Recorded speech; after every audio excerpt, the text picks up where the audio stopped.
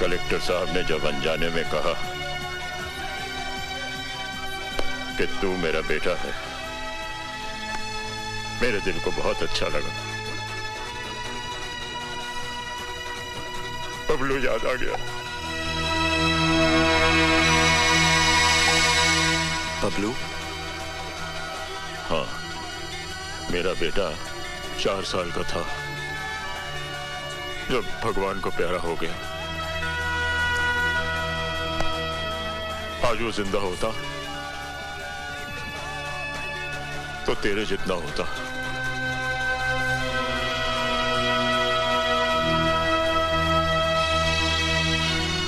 अरे यार, मैं ही बोले जा रहा हूं, तू भी तो कुछ बोलना। हाँ? ले, तू भी एक गिलास पी ले।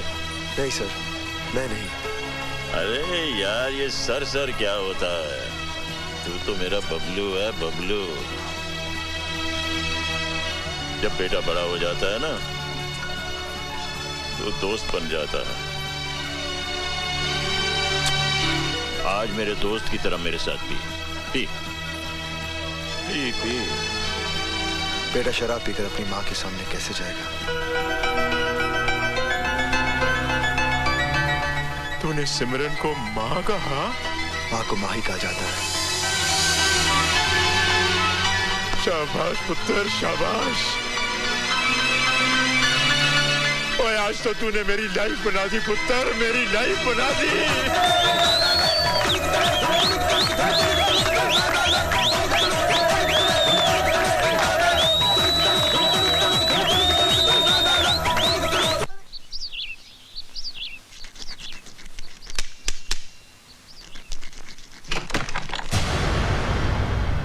बादल, चलो ना सर्किट हाउस चलते। Circuit house? हाँ, वहाँ पुलिस ने एक आतंकवादी को अरेस्ट करके रखा है। चलो ना उसे देख कर आते हैं। बादल, मैंने आतंकवादी कभी देखा ही नहीं, पता नहीं कैसे दिखते होंगे, लेकिन मेरे ख्याल से उसकी बड़ी बड़ी मूछें होंगी, लंबे लंबे बाल होंगे, लाल लाल आंखें होंगी, गंदे गंदे दांत होंगे। बादल, बिल्कुल राक्षस लगता होगा ना आतंकवादी। कोई आतंकवादी अपनी माँ की कोख से जन्म नहीं लेता। ना ही वो राक्षस है, ना ही वो जानवर, बल्कि उनकी रगों में नफरत की सुइयां चुभो चुभो के जहर भरा गया है। आतंकवादी देखना है, अरे एक माँ से उसका बेटा, एक बहन से उसका भाई छीन कर लावारिस की तरह फेंक दिया गया है समाज में। अरे कोई अपनी मर्जी से हथियार नहीं उठाता, मजबूर किया जाता है, मजबूर। जाओ जाओ, जाकर देख कर आओ, लेकिन उसकी लाल लाल खूनी आंखों में उस दर्द को भी देखने की कोशिश करना जिस दर्द के सारे जिंदा रहते हैं। वो आतंकवादी, आतंकवादी देख रहा है, आतंकवादी।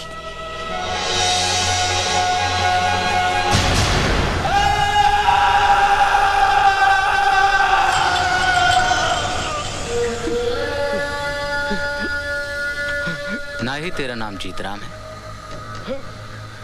और ना ही तू कपड़े का व्यापारी है। तू है एक आतंकवादी। तुझे सिर्फ इतना बताना है कि इस सुंदर नगर में तेरे साथी कौन कौन है और यहाँ तुम लोग किसको निशाना बनाने आए हो। आप चाहे मेरी जान ले लो, लेकिन सच्चाई यही है कि मैं कोई आतंकवादी नहीं। मरना तो तुझे है ही, तू क्यों अपनी मौत को और मुश्किल बना रहा है? मौत,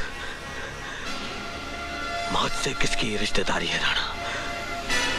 आज मेरी तो कल तेरी बारी है। बहुत बुलंद हौसला है तेरा, लेकिन तू मुझे नहीं जानता।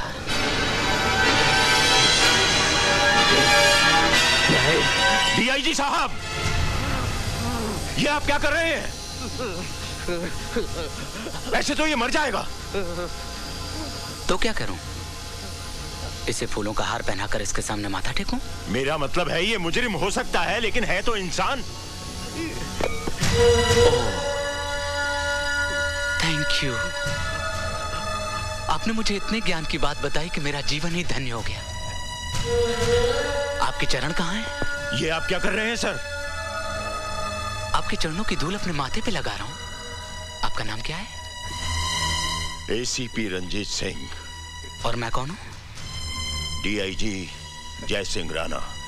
जमीन और आसमान में क्या फर्क होता है, ये तुम्हें मालूम है या मैं तुम्हें बताऊं? यू ब्लडी जूनियर, तुम्हारी हिम्मत कैसे हुई मेरे काम में दखल देने की? डीआईजी साहब, मैं भले ही ओहदे में आपसे छोटा हूं, लेकिन इतना छोटा भी नहीं कि आप मेरे साथ इस तरह से बात करें।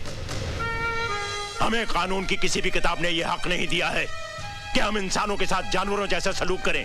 किसके साथ क्या सलूक करना चाहिए यह मैं बहुत अच्छे तरीके से जानता हूं। I don't take orders, I give orders.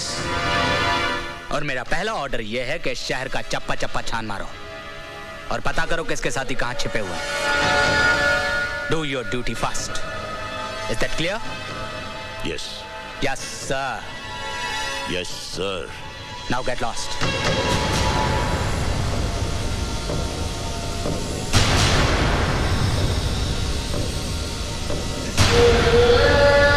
वो जो बेचते थे दर्दे दवाए दिल,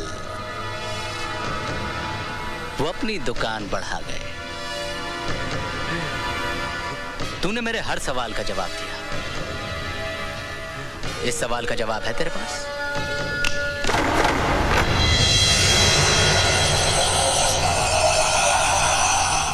राणा साहिब, यही वो आदमी है जिसने हमसे असला और बारूद मांगा था। क्यों जीते? हो गई न तेरी हार?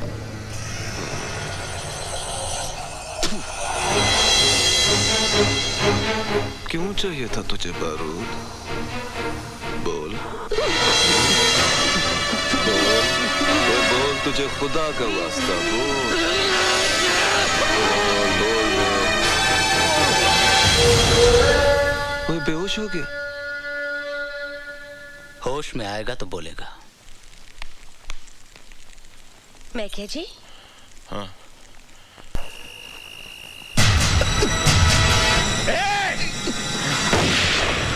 रुक जाओ!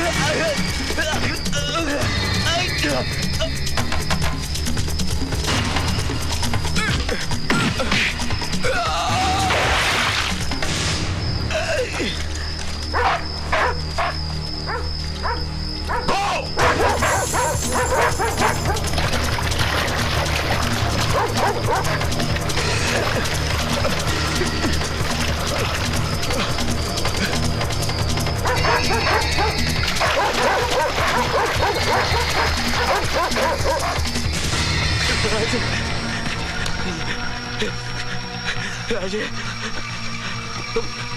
मैं तेरे साथ नहीं भाग सकता। मेरी हिम्मत अब तक टूट चुकी है। तू भाग जा पुत्र, तू भाग जा। नहीं, मैं तुझे मौत की मुंह में छोड़कर नहीं जा सकता। तू चल। कोई जिद ना कर पुत्र। जिंदगी और मौत एक साथ सफर नहीं करती। मेरे सामने मौत खड़ी है और तेरे सामने तेरी जिंदगी, तेरा मकसद। नाना को खत्म करना है तुझे, है? नाना को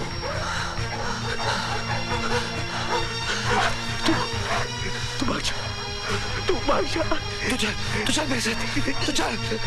ओए पुत्र, मेरे ऊपर एक एहसान करेगा।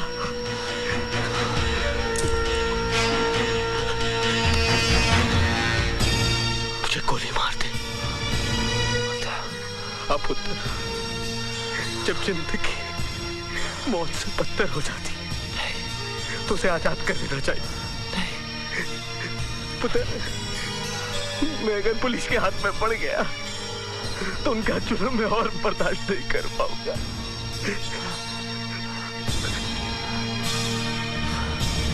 मार दे मुझे गोली, होश दे दे मुझे।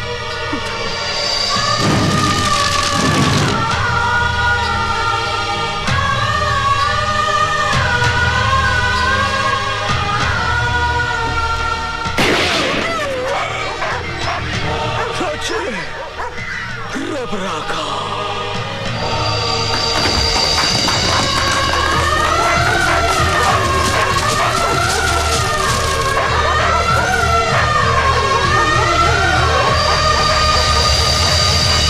वाह, कमाल की सिक्योरिटी है आपकी। एक आतंकवादी को उसके साथी पुलिस हिरासत से निकाल के ले जाते हैं और आपके कानों पे जूं तक नहीं रेंगती।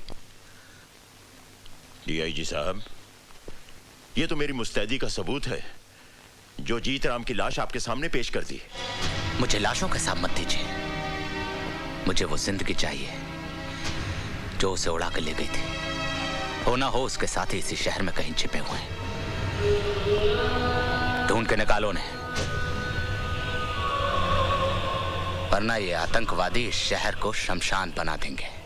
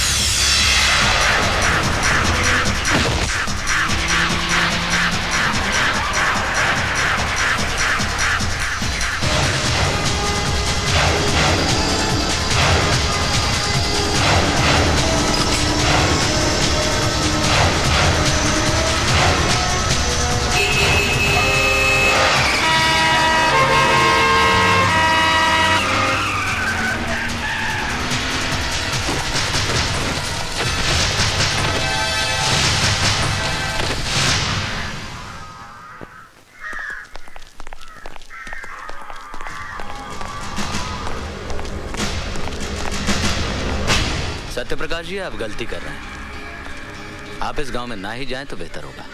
क्यों? ये गांव हमारे देश में नहीं है क्या? बात ये नहीं है सत्यप्रकाश जी, दरअसल ये खतरनाक आतंकवादियों का गांव है। पिछले 10 दिनों से हमने इस गांव की नाकाबंदी करके रखी हुई है। ना ही कोई इंसान अंदर जा सकता है, ना ही कोई बाहर आ सकता है। हमने खाना, बिजली, पानी सबकी सप्लाई बंद करके रखी है। बिजली पानी बंद करके आपने उनके जख्मों पर मरहम नहीं लगाया है, बल्कि नमक रगड़ा है। माना कि वो आतंकवादी हैं, लेकिन उनके गुनाहों की सजा आप उनके बीवी बच्चों को क्यों दे रहे हैं? तो क्या कह रही? इन दरिंदों को खुला छोड़ दें और इनसे कहें कि जाओ जाकर मासूमों की जान लो। आज जिन्हें आप दरिंदा कह रहे हैं, कभी वो भी मासूम थे। कहीं कोई अत्याचार तो हुआ है जो मजबूरन उन्होंने हथियार उठाए। गोली का जवाब गोली सरहद पे अच्छा लगता है, घर के आंगन में नहीं। घर के आंगन में इंसान बसते हैं, आदमखोर जानवर नहीं। ये लोग सुधरने वाले नहीं हैं। ये आपका विश्वास है, और मेरा विश्वास ये है कि जब डाकू रत्नाकर वाल्मीकि बन सकता है, तो ये लोग क्यों नहीं बदल सकते? एक बात और डीआईजी जय सिंह राणा साहब, ये लोग मुझ पर गोली चलाएं भी तो आपकी फौज गोली नहीं चलाएगी। शर्मा जी लाइए। लीजिए। वंदे मातरम, वंदे मातरम, वंदे मातरम, वंदे मातरम।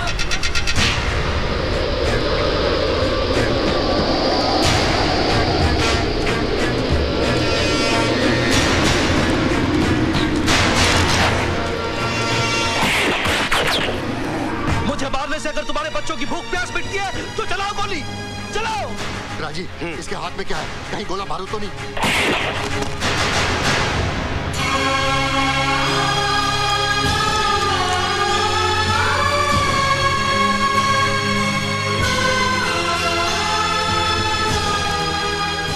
बापू तुम भी खा लो, तुम भी तो भूखे हो। बेटा, अगर ये रोटी खाई तो सारी जिंदगी जेल की रोटी खानी पड़ेगी। ऐसा हरगिज नहीं होगा। सरकार ने मुझे वचन दिया है कि तुम्हारे साथ कोई नाइंसाफी नहीं होगी अगर तुमने आत्मसमर्पण कर दिया तो।